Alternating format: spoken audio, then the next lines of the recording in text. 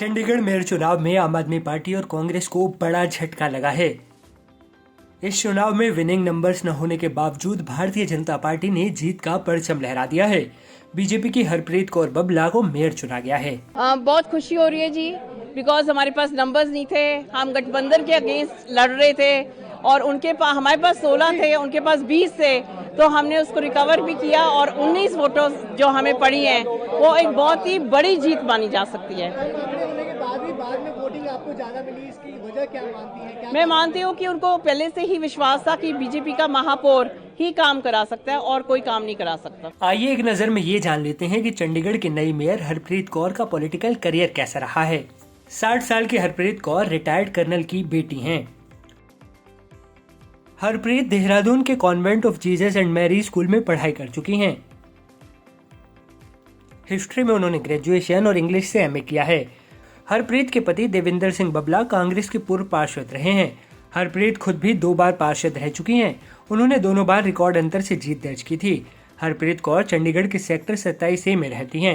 बता दें कि हरप्रीत ने अपना पॉलिटिकल करियर कांग्रेस के साथ शुरू किया था। उन्होंने 2001 में पहली बार नगर निकाय का चुनाव जीता। 2021 में वो वार्ड नंबर 10 से कांग्रेस के टिकट पर चुनाव जीती थी।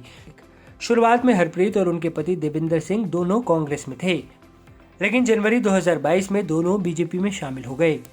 हरप्रीत के पति देविंदर सिंह बीजेपी की चंडीगढ़ यूनिट के उपाध्यक्ष भी हैं। सूत्रों के मुताबिक चंडीगढ़ के मेयर चुनाव में आम आदमी पार्टी और कांग्रेस के पार्षदों की तरफ से की गई क्रॉस वोटिंग का फायदा बीजेपी की हरप्रीत कौर को मिला। इस चुनाव में बीजेपी को कुल 19 वोट मिले, जबकि चंडीगढ़ में बीजेपी के कुल 16 पार्षद हैं।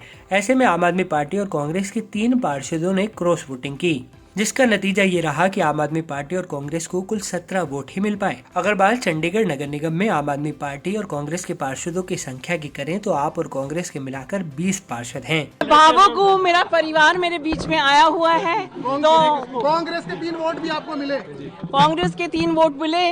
जब से मैंने नॉमिनेशन की, मेरे को नहीं पता, मैं नॉमिनेशन से दिन से कह रही हूँ कि इस बारी बहुत पीसफुल इलेक्शन होगा, बिल्कुल फेयर इलेक्शन होगा। और जिनकी भी अंदर की आत्मा है, जिनका दिल था कि इस बारी हमने बीजेपी का ही महापौर बनाना है, क्योंकि पिछले 1 साल से पूरा शहर पिछड़ गया था, कोई काम नहीं हो रहे थे, कोई फंड्स नहीं थे। प्राथमिकता सबसे पहले फंड्स लाने की कोशिश करेंगे, सेंट्रल गवर्नमेंट से बात करेंगे, एडमिनिस्ट्रेशन से बात करेंगे, कुछ फंड्स अपने रेज करने की कोशिश करेंगे, रेवेन्यू बढ़ाने की कोशिश करेंगे। आपको बता दें कि कुछ दिन पहले ही चंडीगढ़ मेयर चुनाव मामले में सुप्रीम कोर्ट ने पंजाब और हरियाणा हाईकोर्ट के पूर्व जज जयश्री ठाकुर को स्वतंत्र पर्यवेक्षक नियुक्त किया था। सुप्रीम कोर्ट ने उस दौरान कहा था, इस बार हम चंडीगढ़ मेयर पद के लिए स्वतंत्र निष्पक्ष चुनाव सुनिश्चित करेंगे। चंडीगढ़ मेयर चुनाव के लिए पंजाब और हरियाणा हाईकोर्ट के पूर्व जज जयश्री ठाकुर को स्वतंत्र पर्यवेक्षक नियुक्त करते हैं। इस बार का चुनाव निष्पक्ष होना चाहिए।